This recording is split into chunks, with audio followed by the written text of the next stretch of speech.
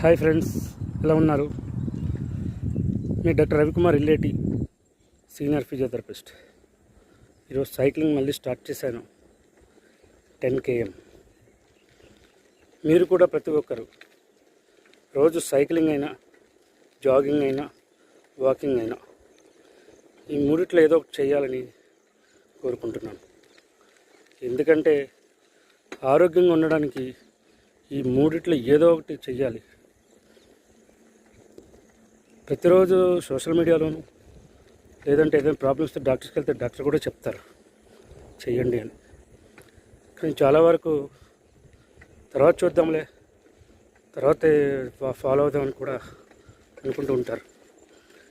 అలా వాయిదా వేసుకొని నిర్లక్ష్యం చేసుకునే వాళ్ళు ఎంతోమంది నేను ప్రతిరోజు చూశాను, అనారోగ్య బారిన పడిన వాళ్ళు.